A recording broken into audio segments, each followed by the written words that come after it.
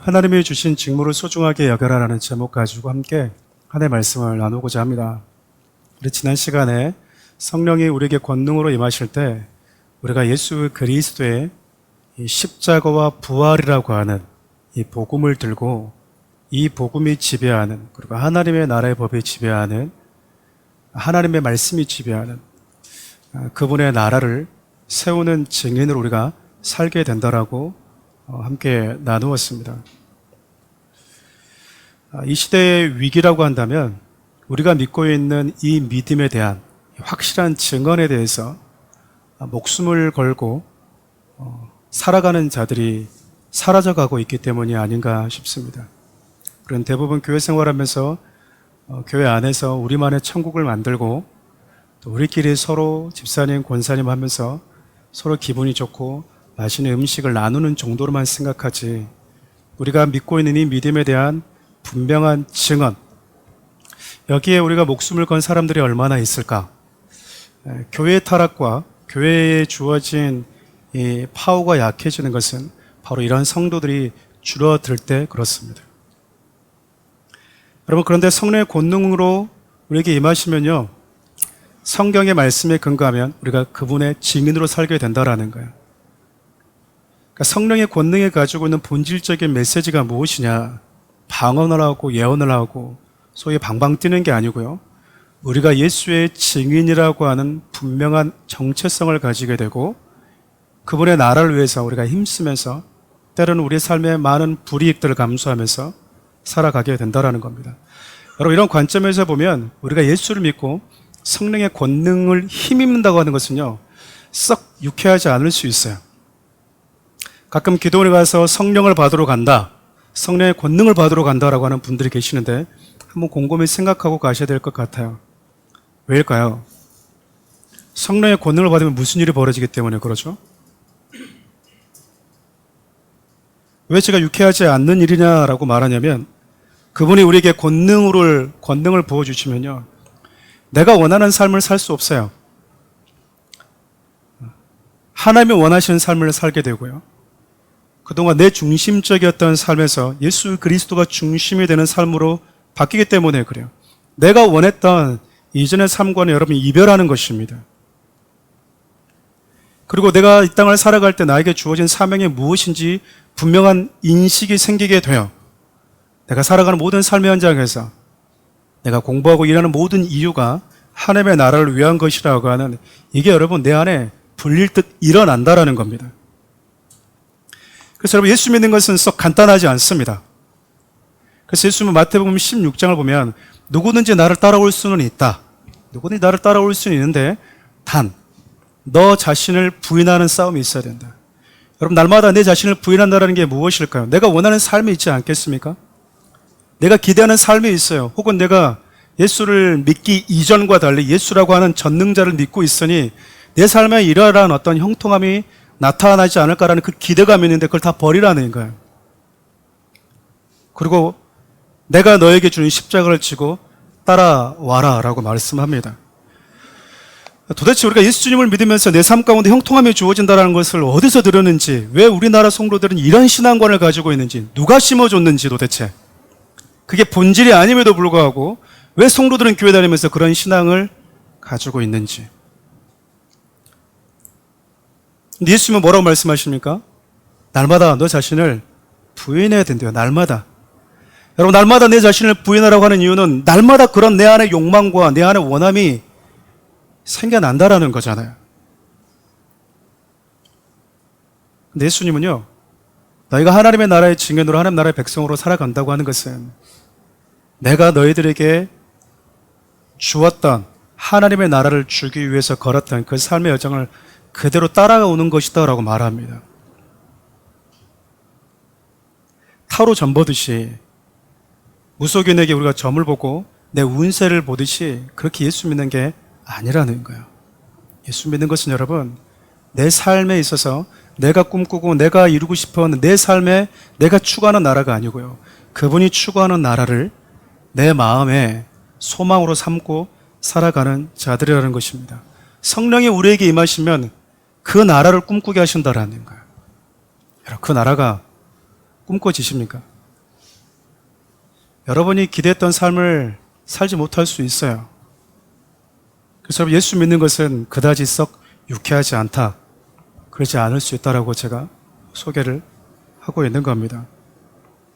저와 여러분들이 누리고 있는 이 생명의 복음은요, 자신의 모든 삶을 기꺼이 그분 앞에 내려놓기를 각오하고 성령의 권능을 힘입어서 기꺼이 그분의 나라를 위해서 내 목숨까지 내어놓고자 했던 진짜 증인들에 의해서 저와 지금 여러분들이 이 은혜를 누리고 있는 것이에요. 전 살아가는 우리 교회 성도들이요, 예수 믿고 우리끼리 좋고 우리만의 천국을 만들고 예수 믿고 내 자식이 잘 되고 내 부모가 잘 되는 그런 삶이 아니라요, 어떻게든 내 삶을 통해서 그분이 드러나고 그분의 이름이 세상 가운데 드러나는 그분의 나라를 위한, 나아가서 하나님의 나라를 앞당길 수 있는 그런 성도들로 살아갈 수 있기를 바라요. 오늘 본문은 예수님께서 승천하신 이후에 이제 제자들이 어떤 행동들을 취하고 있는지에 대한 기록입니다. 오늘 말씀을 통해서요, 성령님은 당신의 역사를 써 내려가기 전에 제자들에게 어떻게 말씀하고 어떻게 그들을 인도하고 있는지를 좀 생각해 보려고 합니다. 먼저 이들이 첫 번째로 취했던 행동이요, 함께 모여서 기도하는 거였습니다. 우리 사도행전 1장 14절에서 15절 말씀 함께 읽겠습니다. 여자들과 예수의 어머니 마리아와 예수의 아우들과 더불어 마음을 같이하여 오로지 기도에 힘쓰더라. 모임 무리의 수가 약 120명이나 되더라. 그때 베드로가 그 형제들 가운데 일어서서 이르되, 120명의 사람들이 모여서 기도하고 있대요. 여러분, 한번 당시 상황을 좀 어렵지 않게 좀 상상해 보면 어떨까요? 3년 반 동안 자기와 동고동락했던 예수님이 십자가에 죽으셨어요. 다 끝났다고 생각했는데 3일 뒤에 예수님이 부활했다고 하는 소식이 여성들로부터 시작해서 들리기 시작합니다. 이제 예수를 따랐던 추종자들이었던 자기 자신의 앞날도 여러분 평탄치는 않게 되어졌어요. 그렇게 두려움을 가지고 문을 걸어 잠그고 그 방 안에 움츠리고 있던 제자들에게 예수님이요, 그냥 문을 뚫고 그냥 들어오세요. 이게 영인지 육체인지 분간이 되지 않을 정도로 그분이 자신의 부활하심을 제자들에게 알려주십니다. 40일 동안 그렇게 배우고 배워도 이해되지 않는, 제자들에게 있어서는 낯설었던 하나님의 나라라고 하는 것들을 말씀해 주고 있는 거예요. 그들에게 중요했던 건 이스라엘 나라였었는데, 내 나라였고 내가 꿈꾸는 나라였는데 하나님은 자꾸 하나님의 나라를 이야기하시는 거예요. 그렇게 하나님의 나라를 반복해서 가르쳐 주신 이후에 40일이 지나자 약속한 것을 기다려라, 기도하고 있어라, 이성을 떠나지 말아라 라고 예수님 그냥 가버리신 거예요. 여러분, 이때 제자들 마음이 어땠을 것 같아요? 마치 구약 성경을 보면 엘리야 선지자와 함께 했던 엘리사의 입장에서 엘리야가 하나님이 나를 부르니 내가 가야 되겠다. 엘리사 입장에서는 어두웠던 그 이스라엘의 영적 상태, 그 어두운 이스라엘의 영적 회복을 위해서 함께 기도하고 함께 싸워도 정말 시원찮을 판에 어떻게 보면 운동하는 부분에 있어서 운동장에, 경기장에 에이스가 떠나버린다라는 거잖아요. 그럼 예수님이 떠나신다고 했을 때 제자들의 마음이 어땠을 것 같습니까? 참 막막하지 않겠어요? 기다려라. 약속한 것을 기다려라. 그리고 뭐하라? 떠나지 말아라. 그럼 어찌해야 될지를 모르고 참으로 막막하지 않았겠어요? 그럼 이때 이들이 선택한 것이 뭡니까? 뭐죠? 모여서요, 말씀에 순종하고 기도하는 것이었습니다. 여러분, 우리가 하나님의 뜻대로 살고자 애를 쓰다 보면요, 우리 인생의 여정에도 하나님은 나한테 분명히 어떻게 살아가라고 주시는 말씀은 분명한데 언제 이것이 이루어질지 모른 채 정말 막막할 때가 있어요. 하나님이 지금 나에게 원하시는 게 무엇인지 알겠거든요. 그리고 기도해야 될 건 알겠거든요. 근데 언제 어떤 방식으로 이루어질지 모르기 때문에 막막해요. 여러분 이때 우리가 해야 될 것이 무엇인지 아십니까? 예, 순종하고요. 기도하는 거예요. 뻔한 답인 것 같습니까? 성경은 여러분 그렇게 하나님의 말씀에 순종하고 기도했던 자들을 통해서 하나님은 당신의 역사를 이뤄 가셨거든요. 사랑하는 우리 성도 여러분, 우리 인생 여정에 꽉 가로막혀 있고 앞이 막혀 있는 것 같은 상황을 만날 때 여러분에게 하나님이 주셨던 그 약속의 말씀을 기억하십시오.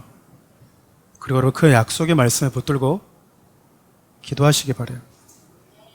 오로지 기도에 힘쓰는 자들이 되기를 바랍니다. 눈여겨봐야 될 것이 있어요.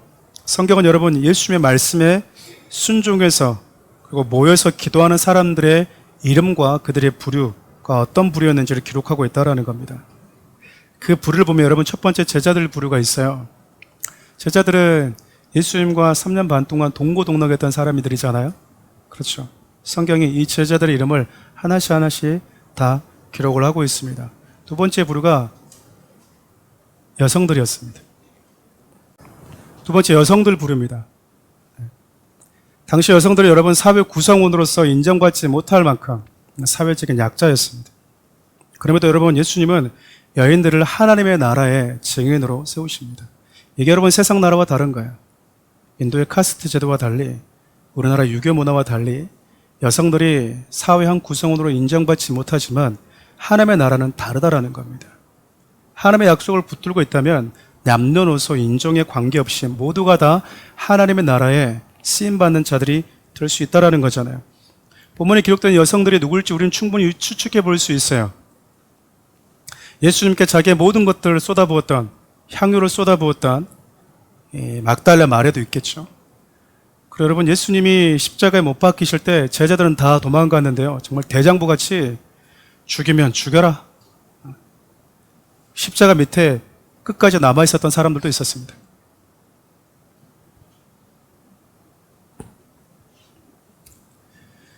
그리고 여러분 예수님이 십자가에 죽으시고 무덤에 묻혀 있었을 때 여러분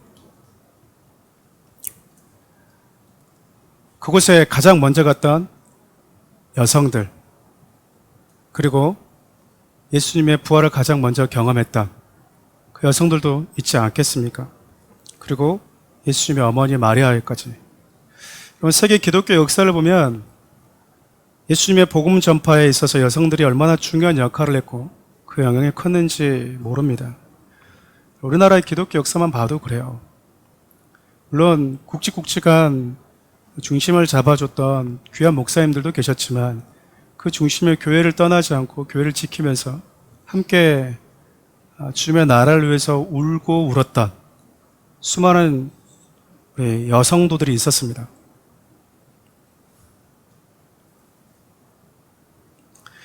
교회 부흥에 있어서 여러분 여성들이 가지고 있었던 역할이 정말 중요했다라는 거잖아요. 전 사랑하는 우리 교회에 있는 여성분들도 이런 역할을 잘 감당할 수 있기를 바라요. 네. 여기도 우리 남성들보다 여성들이 더 많잖아요. 그래서 초대교회는 그랬습니다. 남성들은 술 먹고 교회 가는 남편, 자기 아내 핍박하면 자기 아내는 죽든 살든 교회 와서 뭐 하죠? 기도했잖아요. 세 번째로 여러분 가족 공동체가 등장하죠. 네, 가족들이 제자들 부류, 여성들, 가족들. 가족들은 여러분 가장 예수님 곁에 가까이 있었던 사람들입니다. 그렇죠. 예수님을 하나님으로는 믿지 않았어요. 구원자로 믿지 않았죠. 정신 나간 사람으로 생각을 해왔었습니다. 예수님이 십자가와 부활을 경험한 이후에 승천을 경험한 이후에 이 가족들이 예수님을 구주로 영접하기 시작해요. 어쩌면 이 가족들의 부류는 오랜 시간 동안 혹은 어머니 뱃속에서부터 신앙생활을 해왔던 사람들 부류 아니겠어요? 그렇죠. 오랫동안 교회와 오랫동안 함께 있고 교회 생활도 오래 했는데 아직도 예수가 누구인지를 모르고 살아가는 성도들 부류가 아니겠습니까? 지금 이들도 뭐하고 있는 거죠? 약속의 장소에 있었다라고 성경을 이야기를 합니다. 마지막으로 여러분 이름 없이 끝까지 예수님을 따랐던 자들이 있었어요. 복음서에도 여러분 12사도 이외에 70명의 제자들이 예수님과 함께 했음을 알 수 있습니다. 어쩌면 여러분 세계 곳곳에서 예수의 증인으로 살아가고 있는 정말 이름도 없이 자신의 삶을 주님께 내어 던지면서 복음을 전하고 있는 충성된 자들이 이 불에 속하지 않을까요? 종합해 보면 정말 다양한 부류의 사람들이 예수님의 약속을 기다리면서 예루살렘을 떠나지 않고 기도하고 있었다라는 거예요. 우리 고린도전서 15장 우리 6절 말씀 함께 읽겠습니다.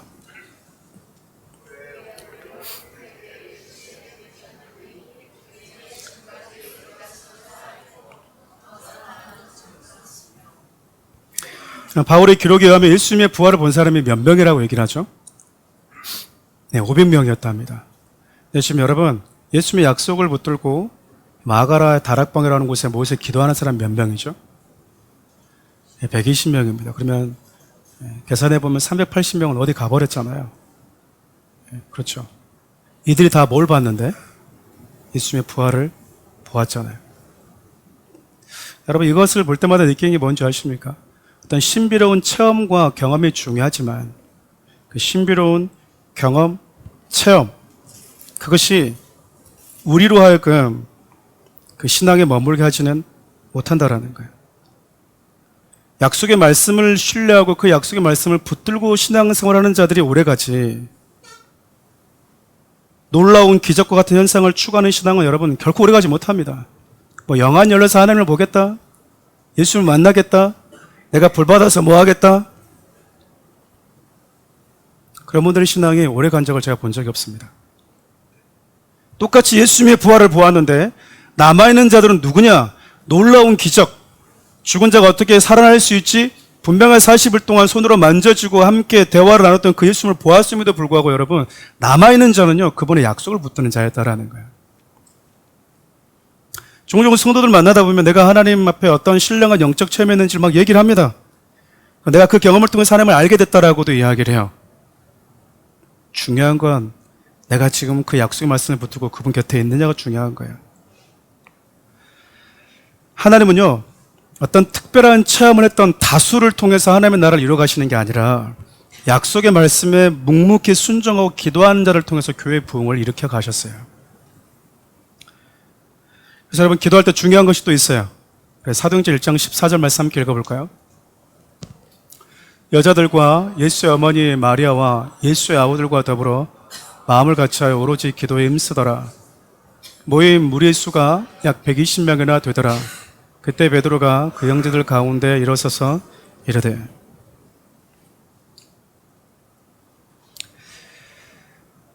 두 번째가 바로 마음을 같이 기도해야 된다라는 거잖아요. 여러분 2명만 모여도 배가 산으로 가요. 여러분 120명이 모여도 한 마음과 같은 마음을 품을 수 있는 이유는요 동일한 말씀을 붙들고 있고 성령 안에 있었기 때문이라는 겁니다. 그러니까 우리가 생각이 다르고 마음이 나눠지는 것은요 사람이 많고 적고에 관련이 있는 것이 아니라 당신과 내가 누구의 약속의 말씀을 붙들고 있고 누구 안에 있느냐, 이게 중요하다는 것 아니겠습니까? 성도가 1000명이어도 같은 말씀을 붙들고 같은 성령 안에 있으면 같은 마음을 품게 된다는 거잖아요. 성도가 10명밖에 없어도 여러분 자기 생각, 자기 중심적이면 10개의 생각으로 나눠질 수 있다는 거예요. 이처럼 성령님은 당신의 사역을 전개해 가실 때 아무나 쓰는 것이 아니라 그 믿음의 공동체로 하여금 함께 기도하게끔 하신다는 거예요. 사랑하는 우리 성도 여러분, 다른 건 몰라도요 기도하는 자리, 약속의 말씀을 듣는 자리는 빠지지 마시기 바랍니다. 사랑하는 우리 교회 시작하면서 목회자인 제가 많이 배웁니다. 그래서 느끼는 게 뭐냐면 여러분들을 무시하는 게 아니고요 성도들은 하나님의 말씀을 그리 좋아하지 않는다. 제가 내린 결론 중에 하나입니다. 성도들은 그만큼 하나님의 말씀을 배우기 위해서 자기의 삶을 투자하지 않는다. 사랑하는 우리 교회가 여기 있다 보니까 성도들이 종종 그런 얘기를 해요. 목사님, 교회가 멀어서 기도하러 가기가 조금 어렵습니다. 온라인 기도회 하고 있잖아요. 그러면 여러분 뭐니까 집에서는 뭐 하겠다라는 거예요? 집에 있으면 기도하겠다라는 거잖아요. 기도하겠다라는 거잖아요. 기도 안 합니다. 성도들이 기도하지 않아요. 목사님 가까우면 기도할 수 있거든요. 여러분 이거 다 거짓말이에요. 보통 보면 자기들이 자기 신앙에 대해서 정말 많은 좋은 점수를 주는 것 같은데 여러분 스스로 한번 질문해 보세요. 나는 정말 약속의 말씀을 좋아하는가? 나는 정말 기도의 자리를 사모하는가? 여러분 집에 있어도 안 한다는 것은 여러분 안 한다라는 거예요. 그렇지 않나요? 왜 자꾸 안 하는데 나는 할 수 있어요. 이런 환경이 되면 할 수 있어라고 얘기를 하죠. 안 하는 겁니다. 여러분 성경의 원리가 뭐냐면요. 기도하지 않고는요. 하나님 나를 쓰지도 않으실 뿐만 아니라 내가 주를 위해 살겠다. 이게 뭐와 똑같냐면 하나님 나는 이 사업장을 주님께 올려드렸습니다. 이 사업장의 주는 주님이십니다라고 말하면서 돈 벌려고 주일날 예배 안 드리는 것과 똑같아요. 너무 재밌죠. 성도들이 여러분 공부할 때 그래요. 주님 저는요. 주님의 영광을 위해서 공부할 거예요. 근데 예배 드리지 않아요. 스스로 속고 있는 거죠. 하나님 저는 이 사업장을요. 주님께 올려드릴 거예요. 주님이 주인이십니다. 예배 드리지 않아요. 그걸 가지고 여러분 하나님을 속이고 있는 거다 얘기하는 거예요.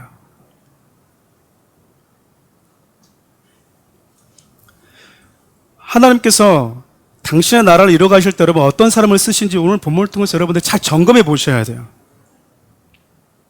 하나님의 모든 자들을 다양한 부류의 사람들을 부르시긴 하십니다.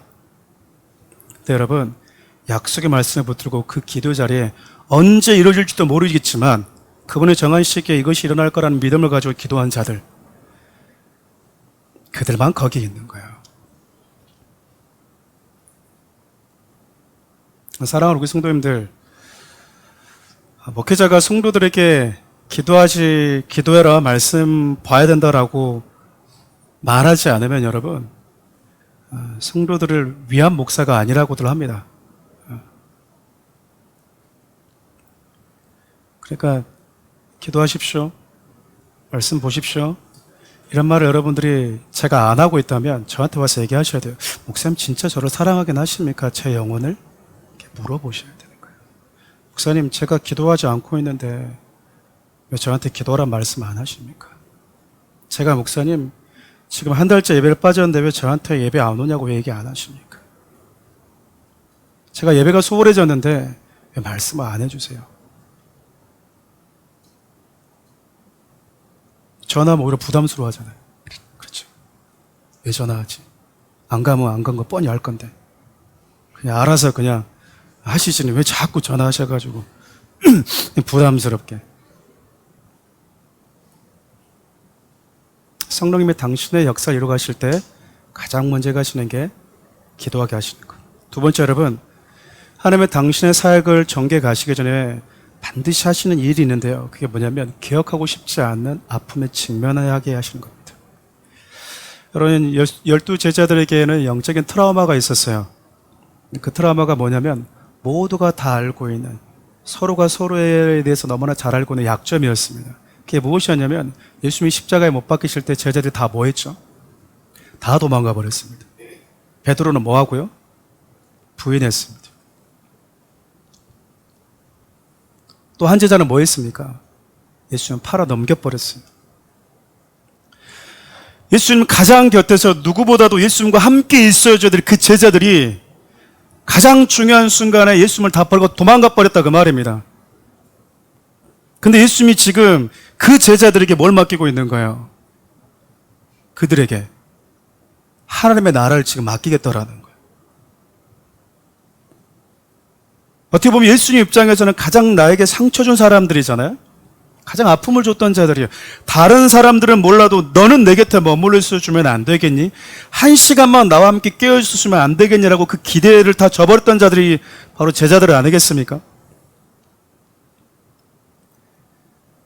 근데 여성들은 있었는데 제자들은 거기 없었어요. 단 한 명도. 너무 무서웠거든. 근데 그 중에 가장 큰 아픔을 줬던 사람이 누구일까요? 가룟 유다였거든요. 예수님을 뭐 했죠? 팔아 넘겨버렸어요.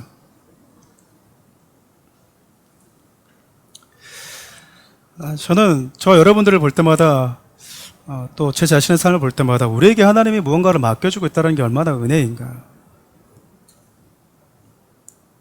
그리고 우리 같으면 과연 이들에게 당신의 나라를 맡기고 싶을까? 그렇지 않아요? 이들이 여러분 교회 시작의 중심으로 하나님이 예수님이 다시 세워주고 있잖아요. 과거에 다 뭐 했는데? 나를 팔아버리고 도망가고 저주하며 부인했는데 그들에게 우리 주님이 다시 맡기고 있어요. 근데 여러분 이게 쉬쉬하고 넘어갈 부분이 아니었다라는 거죠. 특히 가룟 유다의 문제는 모든 제자들에게는 큰 충격이었어요. 같이 동고동락하면서 울고 웃었는데 가룟 유다가 자살을 해버렸거든요. 여러분 가룟 유다에 대해서 성경이 다양하게 언급을 하고 있지만 사람들 역시 또 교회 다니는 성도들 역시 가룟 유다의 이 시각을 바라보는 이 눈들이 다 다릅니다. 제가 만나본 성도들 가운데 많은 분들이 이런 질문을 저한테 했던 경우가 있었어요. 목사님, 예수님은 처음부터 자기를 팔자가 누구인지 알았다는데 그럼 가룟 유다는 피해자 아닌가요? 여러분 어떻게 생각하세요? 근데 여러분 예수님은 가룟 유다가 자기를 팔 것을 알았지만 가룟 유다가 자기 자신을 팔 것만 안 게 아니고요. 제자들이 다 나를 버리고 떠날 것도 하셨고요. 베드로 네가 나를 3번 부인할 것도 하셨어요.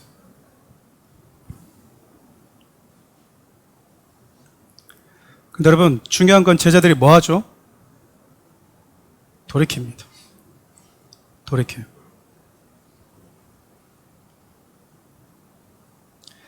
가룟 유다 예수님을 팔았어요. 성경이 이렇게 얘기합니다. 차라리 태어나지 않으면 나았다. 누가 가룟 유다에게 돌 던질 수 있을까요? 저와 여러분들이 예수 그리스도가 나의 죄를 위해서 죽으셨다 이 말은요, 그분이 나의 죄를 위해서 팔리셨다. 결국 그분을 판 자가 누구라는 겁니까? 저와 여러분이란 이야기예요. 가룟 유다와 저와 여러분이 다를 게 없다 그 말입니다. 걔가 총대 메고 판 것 같지만 실질적으로 주님이 나의 죄를 위해서 죽으셨습니다라고 고백하는 모든 자들은 내 죄 때문에 당신이 팔렸고 결국 내가 당신을 팔았습니다라는 것과 똑같은 고백이거든요. 베드로의 부인도 마찬가지고 두려워서 예수님을 떠났던 제자들의 모든 모습도 다 저와 여러분들과 똑같아요. 차라리 태어나지 않을 만큼 비참한 존재가 바로 저와 여러분들이다 그 말입니다. 안 태어나는 게 차라리 더 나았을 죄인들을 여러분 하나님의 나라를 세워간 일꾼 하나님이 뭐 해버리시죠? 바꾸셨다라는 거예요. 저와 여러분들이 가룟 유다와 크게 다를 건 없어요. 중요한 건 하나님이 그런 연약함 속에서도요, 그런 실패 속에서도 다시 돌아오길 원하세요. 다시 돌아오길 원하신다고요. 제자들은, 베드로 포함해서 다른 제자들은 예수님께 돌아옵니다. 그래서 부활의 주님을 만났어요. 근데요, 가룟 유다는 부활의 주님을 만날 수 있는 그 시간을 스스로 끊어버렸어요. 사랑하는 우리 모든 성도들, 우리 실수할 수 있고요, 넘어질 수 있거든요.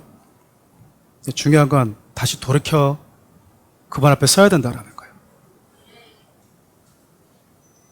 여러분 지금 예수님이 약속한 성령을 제자들에게 부어주시기 전에 왜 굳이 이 사건을, 예수님이 부활하신 후에 40일 동안 함께 계시다가 부활하셨다면 이 일이 정말 2달도 안 됐다는 이야기잖아요. 그러니까 드러내면은 아픈 거예요. 아직 아물지 않았으니까. 성령님이 여러분과 제 개인의 삶 가운데 역사하면요, 썩 유쾌하지 않지만 나의 아픔과 나의 과거를 직면케 하실 때가 있어요. 결국 설교 듣는 시간도 마찬가지 아니겠습니까? 썩 유쾌한 시간이 아닙니다. 그렇지 않아요? 유쾌하십니까? 말씀 듣는 시간 여러분 되게 불편할 때가 있거든요. 목사님이 누구한테 들어서 그런가? 여러분 그렇게 아직까지 말씀하고 있다면요, 하나님의 말씀의 위대함 아직까지 경험 못한 거예요. 목사님 누구한테 들어서 그러나? 어제 나와 얘기해서 그러나? 하나님의 말씀을 너무 여러분들이 가볍게 여기는 것 같아요. 하나님의 말씀은 여러분 안에 있는 것까지 다 드러내십니다. 우리를 너무나 잘하시는 분이다 그 말이에요. 여러분 말씀 듣다 보면 기도하고 있지 않은 내 모습을 보게 되고요. 말씀 앞에 서 있지 않고 불순종한 나를 보게 하십니다. 하나님이. 도대체 무엇을 추구하면서 살아가야 될지를 모르고 있는 자들에게 진짜 추구될 것이 무엇인지를 보게 하세요. 불편하죠. 내 모습을 보는 거예요. 내 모습을. 진작에 나의 원래 모습이 어떤 것인지 때로는 이렇게 보았던 내 모습을 분명하게 직시하게 만드는 순간 너무 불편해요. 목사님 저도 그렇습니다. 성도들과 만나다 보면 성도 이걸 좀 붙잡았으면 좋겠는데 말씀 붙잡았으면 좋겠는데 이 이유 때문이 아니라 결국 이 이유 때문인데 근데 이 이유를 말하려면 서로 간에 불편한 걸 감수해야 될 때가 있거든요. 감수해야 될 때가 있어요.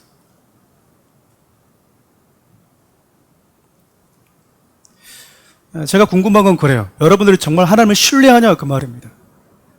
병원 가면 제가 여기가 좀 아픈데요. 치아 쪽이 아픈데요. 어디 봅시다. 치아 속에 이렇게 골마 있습니다. 여러분들은 보지 않았음에도 불구하고요. 의사에게 여러분의 치아를 다 맡겨요. 우리의 심장과 우리 폐부까지 아시는 그분이 네 삶 가운데 이 문제는 나를 믿지 않고 불순종하고 살아가는 하나님과 떨어져 살아가는 네 이 기질과 성향 때문이다라고 말할 때 우리는 인정하지 않습니다. 잘 인정하지 않아요. 근데 여러분 골마 있고 기억하고 싶지 않은 이 아픔의 직면에서 치유와 회복을 경험하지 못하면요 우리 쓰임받을 수가 없어요.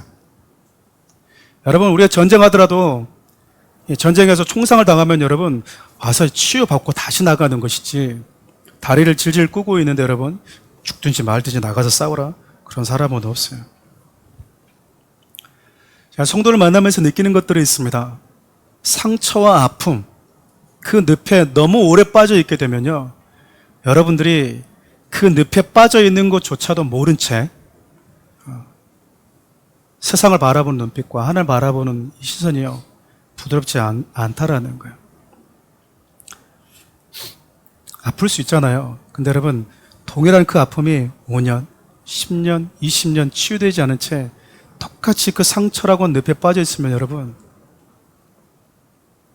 결국 그것이 여러분들을 집어삼켜버리는 또 하나의 괴물이 된다는 겁니다.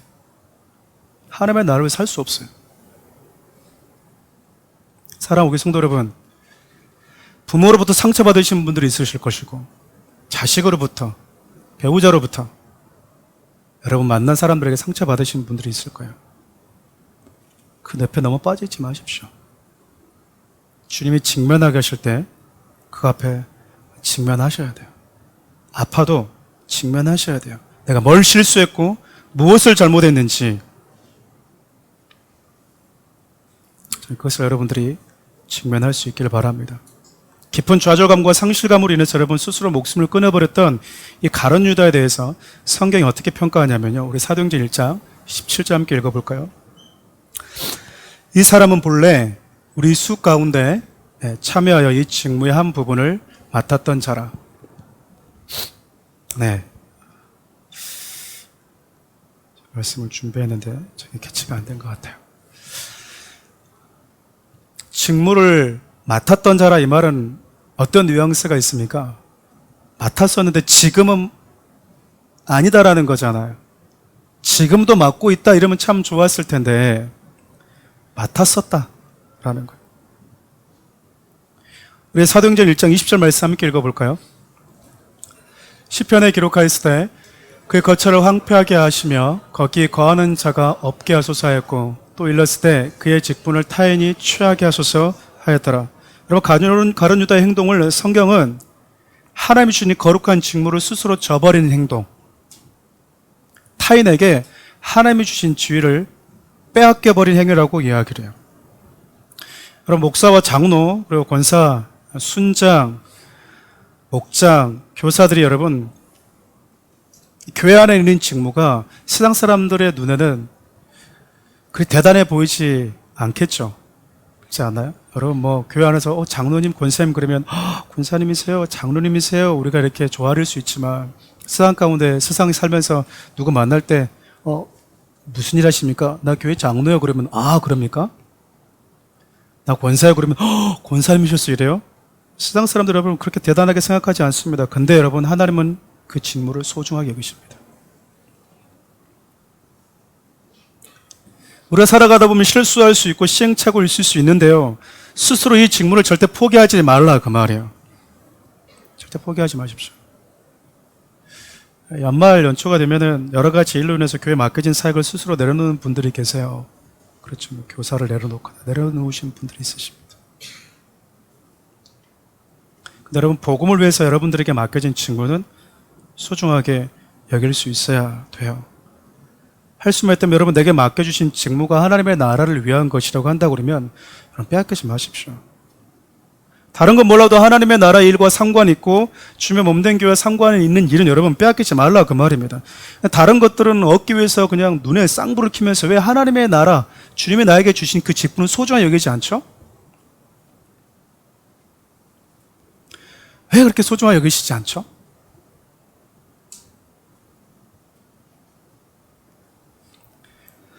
여러분 에서와 야곱의 차이가 무엇이었는지 아십니까? 에서가 배가 고프니까요 야곱에게 너 그 팥죽 나한테 팔아라. 그럼 형 장제 명분 나한테 줘. 여러분 이런다고 형하고 동생이 바뀌어요?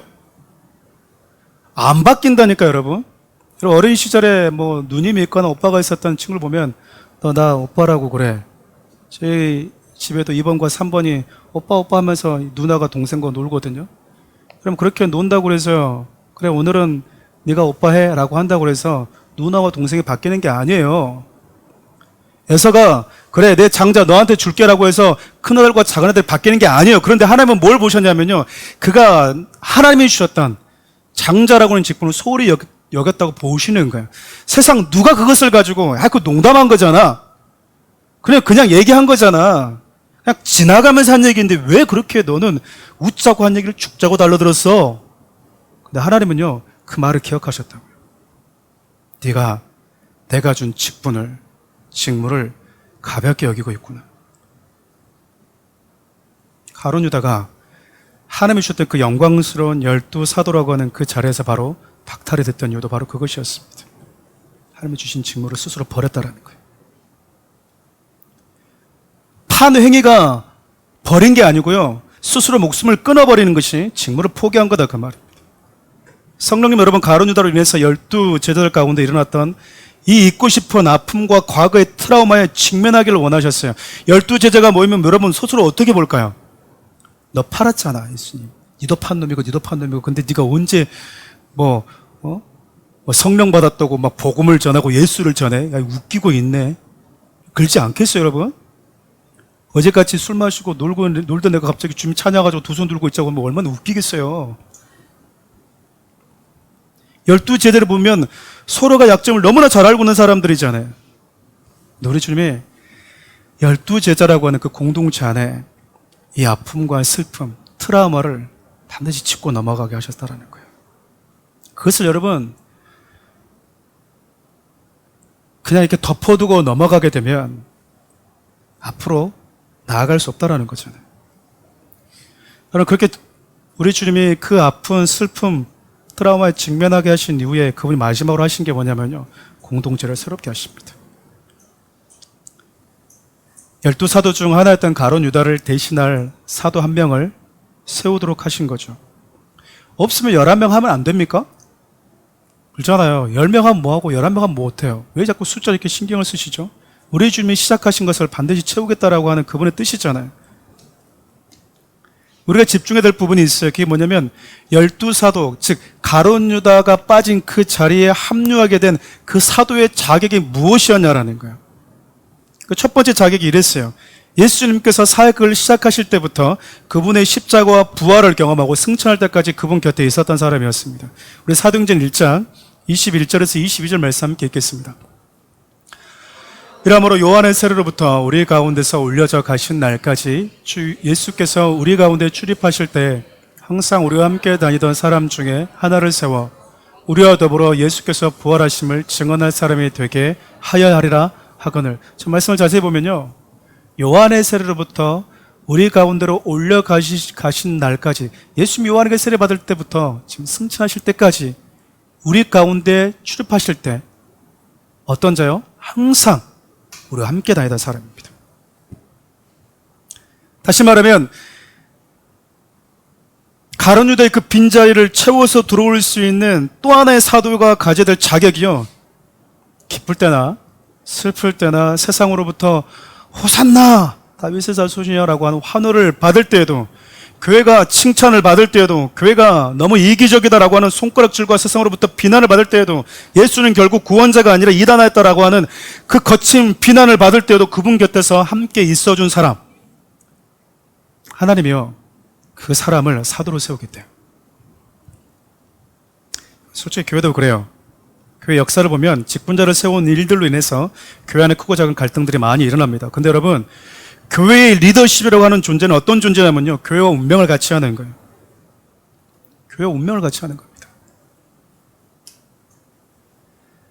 그럼 베드로와 다른 제자들이 가룟 유다를 향해서 돌을 던질 수는 없어요. 모두가 다 실수했기 때문에. 다 넘어졌어요. 다 실수했어요. 근데요, 11사도의 특징은 뭐냐면 지금 그분 곁에 그들이 있다라는 거예요. 지금 그분 곁에 있어요. 이게 진짜 중요한 거라고요. 이 실수했냐? 이 넘어졌냐가 아니고 너 지금 누구 곁에 남아있냐 그 말이거든요. 목사님 저도 그러거든요. 교회 생활 하다 보면 별의별 소문 다 듣습니다. 저는 가만히 있는데 어제 죽었대, 어제 살아났대부터 시작했어요. 여러분, 저를 죽였다가 살아났다, 죽였다가 살았다 합니다. 여러 가지 구설수에 오른 일들이 너무 많아요. 침묵하고 있으면 자기가 잘못했기 때문에 인정하는 거라고 생각하고 그래요. 복사할 수 있는 게 뭘까요? 복사할 수 있는 게, 예수님이 십자가에 못 박히시면서 자기를 향해서 돌 던지고 십자가에 못 박은 사람을 통해서 야, 이 나쁜 놈의 자식아, 내가 네 때문에 죽는데, 그런 자질구레한 얘기 하지 않으세요. 하나님, 쟤들이 하는 일이 도대체 무슨 일인지 모릅니다. 기도할 뿐이거든요. 근데 여러분, 끝까지 주님 곁에 있어준 성도, 끝까지 주의 몸된 교회, 나에게 맡기신 그 자리에 있어준 성도, 솔직히 목사님 그런 성도들이 기억이 나요. 그런 성도들 마음에 더 가고 더 기도하게 됩니다. 하나님이 여러분 모두를 사랑하십니다. 믿으십니까? 근데 여러분 모두를 사용하지는 않으세요. 하나님은 교회 안에 공동체는 모든 자를 사랑하시거든요. 근데 그들 여러분 모두를 다 사용하시지는 않는다 그 말입니다. 누구를 사용하시는가? 예수를 구주로 믿기로 고백한 그 시작부터 예수와 함께하면서 내가 경험했던 수많은 아픔과 슬픔을 경험해도 끝까지 주님이 나에게 맡기신 그 거룩한 직무를 붙들고 그분 곁에 머물러 있는 자, 주님은 그에게 사도 직분을 맡기고 싶다라는 것 아니겠습니까? 사랑하는 우리 성도 여러분, 여러분들 예수 그리스도와 함께하는 자들 되길 바라요. 그리고 주님의 몸된 교회 공동체와 함께 아픔을 같이 하고 기쁨도 같이 할 수 있는 성도들 되십시오. 종종 맛집 투어하듯이 이 교회 저 교회를 다니는 성도들이 있어요. 그들의 특징을 보면 이 교회는 이런 문제가 있고, 그래서 저 교회는 이런 문제가 있어서 싫어. 문제없는 교회가 어디 있겠습니까마는 자기가 그렇게 문제가 있다는 걸 왜 못 볼까요? 나름대로 자기만의 논리가 있습니다.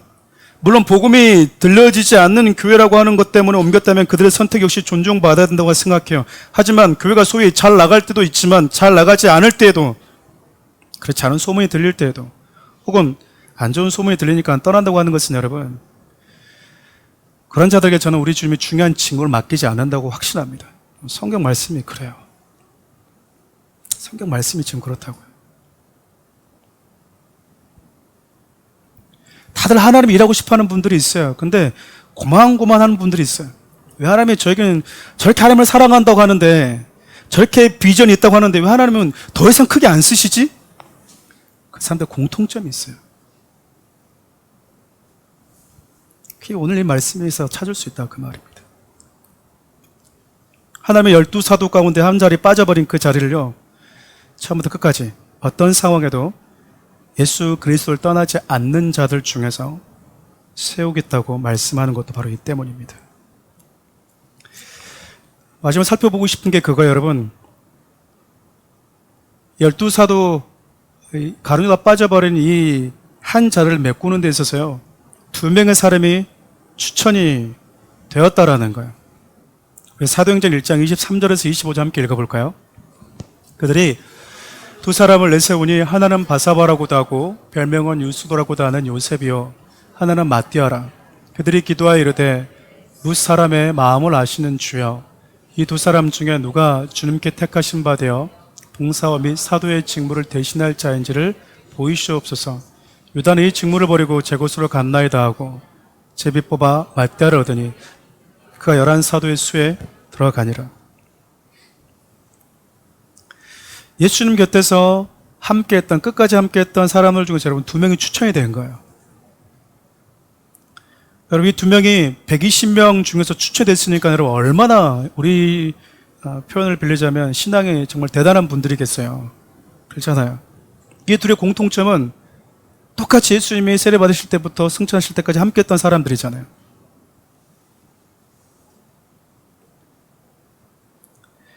우리는 우리 곁에 믿음이 좋고 하나님을 사랑하는 사람들을 교회 일꾼으로 추천할 수 있어요. 근데 여러분 중요한 건 마지막 하나님의 선택입니다. 2명의 추천을 받았지만 제비를 뽑았다고 하는 것은요, 궁극적으로 하나님께 그 선택을 맡기겠다라는 거거든요. 여러분 한 마음을 가지고 한 약속의 말씀을 붙들고 한 성령 안에서 기도해서 120명이라고 하는 사람이 한 곳을 바라보면서 기도했거든요. 마음에 나눠지지 않았는데 직분을 나눌 때 2명이 추천되었다고 하는 것은 여러분 이것 때문에 둘이 나눠질 수도 있다는 거 아니겠습니까? 나는 이 사람이 더 좋아. 나는 유수도가 참 괜찮은 것 같아. 난 저 사람이 사도로 세워줬으면 좋겠어요. 나는 마띠아가 더 좋던데. 나눠지는 거잖아요. 근데 여러분 우리가 누군가를 추천할 수는 있지만, 내가 자원할 수는 있지만, 궁극적으로 여러분 하나님의 교회에 주신 그 권위와 그 선택에 우리가 겸허히 인정할 줄 알아야 된다는 겁니다. 내가 권사가 안 되면, 내가 장로가 안 되면 누가 돼? 쟤가 왜 됐어? 그런 게 아니고요. 추천을 받아도 누군가는 되고 누군가는 되지 않았을 때 축하해주고 격려해주는 그런 관계가 주님이 선택하셨다라고 하는 것을 인정하는 자의 모습이라는 겁니다. 추천했다라는 걸 보면 어떤 의미에서 교회는 민주주의적인 것 같지만 결과론적으로는 신정주의라는 거잖아요. 하나님의 선택했기 때문에. 근데 여러분 최종적으로 유수도라고 하는 요셉과 마띠아가 추천되었을 때요, 이 사도들이 어떻게 기도하냐면 주여, 마음을 아시는 주여, 사람의 마음을 아시는 주여라고 기도합니다. 주님이 우리는 괜찮아서 추천했는데 이제 당신이 그들의 마음을 아시니까 당신이 선택하십시오라는 거 아니겠어요? 여러분 우리 사람 잘 모릅니다. 열길 물속 알아도 한길 사람 마음속 모른다고 하는 게, 여러분 내 앞에서 웃고 있어도 그 사람이 어떤 마음 먹고 있는지 몰라요. 투명하게 서로를 대하는 게 참 어려운 시대가 되어버렸습니다. 투명하게 대하면 그것을 약점으로 삼는 시대가 되었기 때문에 그래요. 사람들은 외모를 중요하게 여기거든요. 사울을 대신해서 다윗을 왕으로 세우려고 했었을 때 하나님의 사무엘에게 다음과 같이 말씀하신 적이 있었어요. 우리 사무엘상 16장 7절 말씀 함께 읽어볼까요? 여호와께서 사무엘에게 이르시되 그 용모와 키를 보지 말라. 내가 이미 그를 버려놓으라. 내가 보는 것은 사람과 같이 아니하니 사람은 외모를 보거니와 나 여호와는 중심을 보느니라 하시더라. 하나님 외모를 보지 않구나. 얼굴 이쁘게 뜯어 고쳤는데 다시 가서 원상태로 복구해야 되나? 그런 개념이 아니에요, 여러분. 이게 지금 여기서 말하는 외모는 스펙을 얘기해요. 세상은, 사람은 스펙을 보지만 하나님은 중심을 보신다. 예수님의 11제자들이 거의 대부분 이력이 뭔지 아십니까? 촌사람이었습니다. 큰 추리한 사람들. 그리고 어부였어요. 제가 부교육자 생활하면서 이력서를 써보았고요. 그 시간이 지나면서 이력서를 받는 위치에 있는 선후배들을 이야기를 자주 들을 때가 있습니다. 모두는 아니지만 일반적으로 여러분 유명한 교회일수록 교육자의 스펙을 많이 보는 게 사실입니다. 그러니까 지금 유명한 교회들이 쓰고 싶은 그 기준을 가지고 교육자를 뽑으면 예수님의 제자들은 서류에서 다 뭐 할까요? 다 서류에서 다 탈락. 한 번 말씀할 때 3천 명이 회개하고 돌아오는 베드로도 탈락. 예수님을 위해서 목숨 걸었던 야고보도 탈락. 사도 요한도 탈락. 다 탈락이야. 왜요? 출신이 뭐니까? 외모가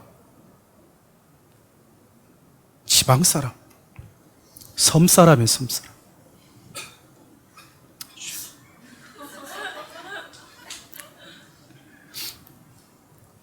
대체 여러분, 박사학위가 기본이어야지, 이런저런 스펙이 있어야지 이름 있는 교회 갈 수 있는 확률이 높은 게 사실이에요.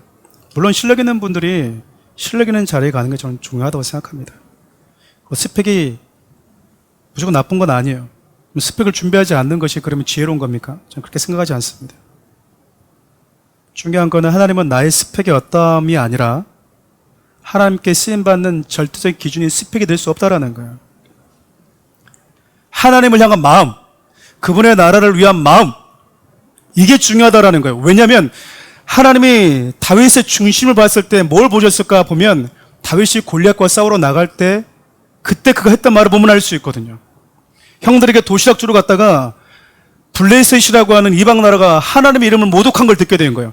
하나님의 이름이 모독당하는 욕을 듣고 있는 그 상황을 딱 보니까 여러분 다윗이 뚜껑이 열렸어요. 쟤들이 뭔데 하나님의 이름을 모욕하지? 여기는 하나님의 선택한 하나님의 나라인데.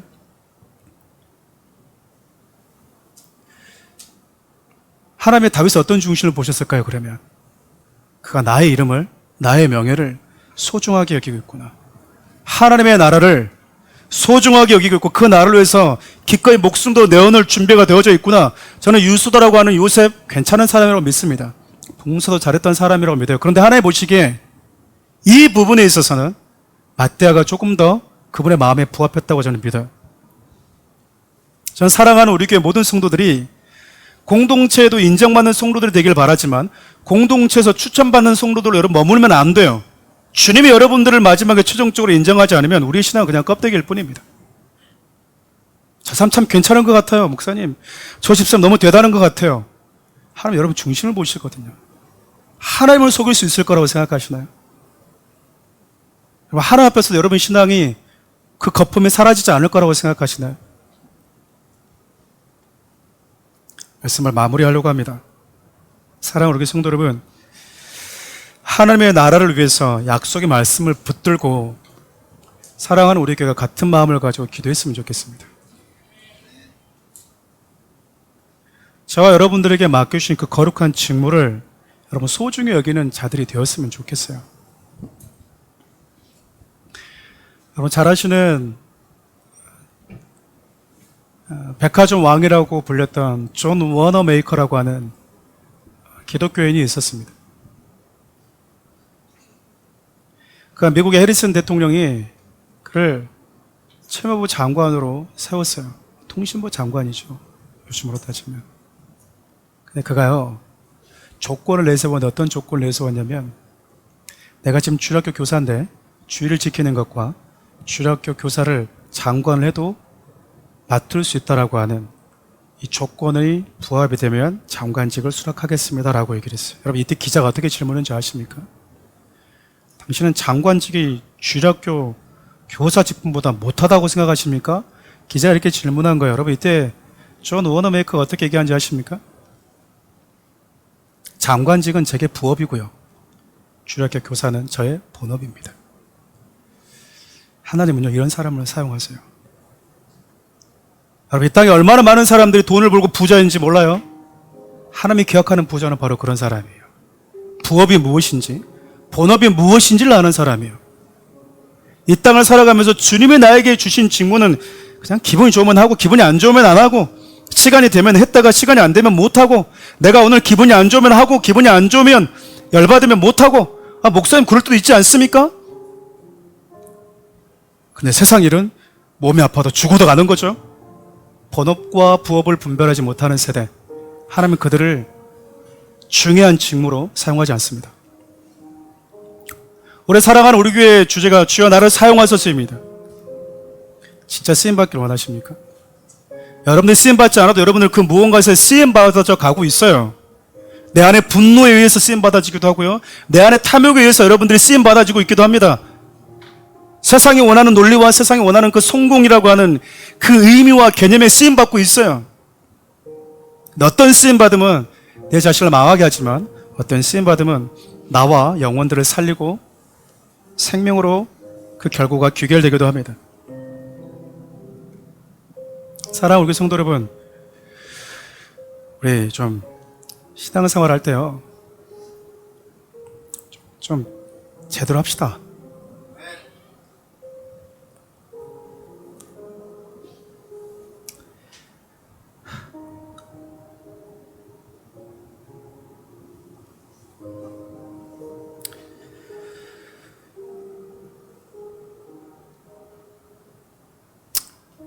제가 이 말씀을 준비하면서 그런 생각을 했어요. 초등학교 5학년 때 처음 내가 목사가 되겠다고 다짐하고 왔는데 나는 왜 목사가 되어 있는가? 나는 나에게 맡긴 성도들을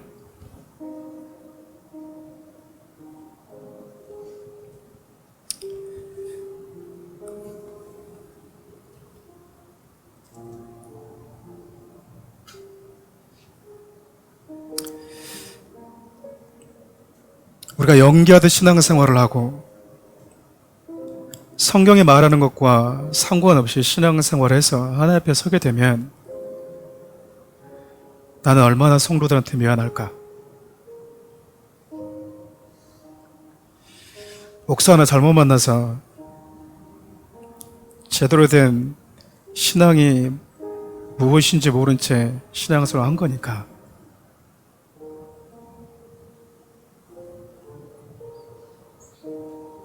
하나님의 사랑하는 우리 교회를 세우셨다면 하나님은 지금 저와 여러분들을 분명히 달아보실 겁니다. 기쁠 때도 슬플 때도 영광스러울 때도 그렇지 않을 때에도 끝까지 주님 곁에 머물 수 있는 사람, 주님과 운명을 기꺼이 같이 하는 사람, 하나님은요 그런 사람을 통해서 당신의 나라 시작하시겠다고 합니다. 이 찬양 좀 주님께 올려드리고 기도하면 좋겠습니다.